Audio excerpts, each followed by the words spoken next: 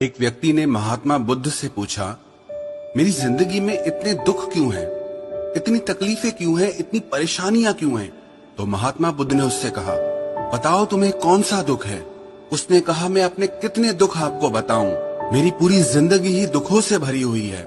जो मेरे रिश्ते हैं उन रिश्तों से भी मैं दुखी हूँ और मेरे शरीर में भी बीमारियां होती रहती है। एक के पीछे एक दुख लगा ही रहता है। तो उस व्यक्ति ने कहा, ना मैं अपने रिश्तों से खुश हूँ, ना अपने परिवार से खुश हूँ, ना अपने मन से खुश हूँ और ना ही अपनी जिंदगी से खुश हूँ। लगता है ऐसी जिंदगी से अच्छा है कि मैं मर जाऊं, कोई मतलब ही नहीं जीने का।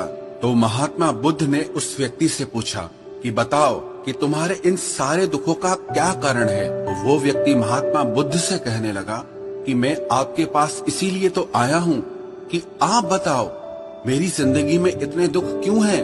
इन सब का क्या कारण है? महात्मा बुद्ध ने उस व्यक्ति से कहा, जरा गहराई से सोचो, विचार करो, देखो कहाँ है तुम्हारा दुख, क्या कारण हो सकता है तुम्हारे दुख का। उस व्यक्ति ने बहुत सोचा, पर जब उसे कुछ समझ नहीं आया तो बुद्ध ने उसे उत्तर दिया कि तेरे सारे दुखों का कारण तू ही है। तेरे मन की आसक्ति है, तेरे मन का मोह है। बुद्धा का एक प्रसिद्ध कोट है जो आपने भी सुना होगा, the root of suffering is attachment.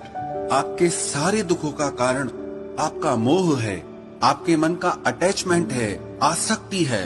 तो उस व्यक्ति ने बुद्ध से कहा कि मैं समझा नहीं कि मेरे मन का मोह हर दुख का कारण कैसे हो सकता है। तो महात्मा बुद्ध ने उसे 3 छोटी छोटी कहानियां सुनाई। पहली कहानी, एक व्यक्ति पेड़ से चिपक कर चिल्ला रहा था कि कोई मुझे बचाओ, कोई मुझे इस पेड़ से छुड़ाओ, इस पेड़ ने मुझे पकड़ लिया है। तो वहां से एक गुरु और शिष्य गुजरे। उस शिष्य ने अपने गुरु से कहा कि गुरुदेव, इस आदमी की मदद करनी चाहिए, ये इस पेड़ से चिपक गया है, इसे छुड़ाना चाहिए। तो उसके गुरु ने अपने शिष्य से कहा कि इसकी मदद कोई नहीं कर सकता। तो वो शिष्य हैरान होकर पूछने लगा कि ऐसा क्या है कि इसकी कोई मदद नहीं कर सकता। तो गुरु ने कहा कि इस व्यक्ति ने खुद ही पेड़ को पकड़ लिया है और जिस इंसान ने खुद किसी चीज को पकड़ा हुआ है उसे कौन छुड़ा सकता है, उसे कौन बचा सकता है। ऐसे ही बुद्ध ने कहा कि तुमने भी सारे दुखों को खुद ही पकड़ा है कि ये मेरा है, ये छूट न जाए, ये मेरे पास रहना चाहिए, ये मुझे मिलना चाहिए। और तेरे सारे दुखों का कारण ये मैं और मेरे का बंधन है। फिर बुद्ध ने उसे दूसरी कहानी सुनाई कि जैसे एक मकड़ी वो खुद ही जाला बुनती है और जाला बुनते बुनते एक दिन ऐसा आता है कि वो उस जाले में खुद ही फंस जाती है।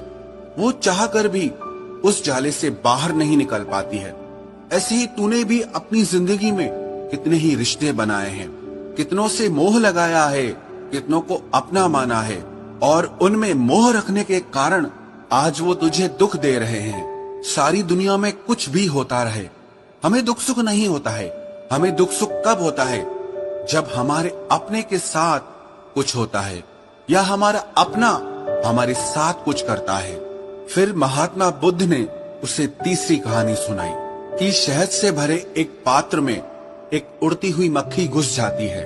उस शहद के मीठे रस में उसे बहुत आनंद आता है, वो बहुत प्रसन्न होती रहती है और अगर वो चाहे तो थोड़ा सा शहद का रस लेकर के वहां से उड़ सकती है, लेकिन वो उस रस में इतना डूब जाती है, इतना खो जाती है कि वो वहां से उड़ना ही नहीं चाहती और उस रस को लेते लेते उसके पंख उसी शहद में फंस जाते हैं।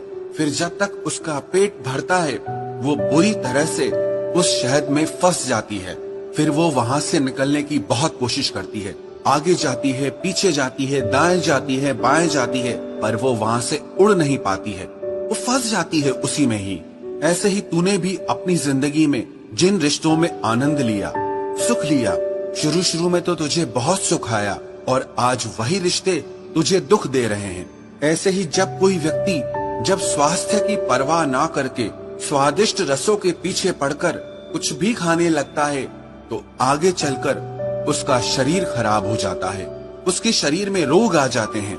ऐसे ही जब मन संसार की बहुत सारी आशाएं कर लेता है, तृष्णाएं और वासनाएं कर लेता है, तो उसके मन में धन का लोभ आ जाता है और फिर चाहे उससे कितना भी धन मिलता रहे, उसकी तृप्ति कभी भी नहीं होती। वो हमेशा धन से अतृप्त रहता है और फिर इससे उसके मन में दुख का जन्म होता है। फिर उस व्यक्ति को एहसास हुआ कि महात्मा बुद्ध बिल्कुल सही कह रहे हैं। यही वजह है मेरे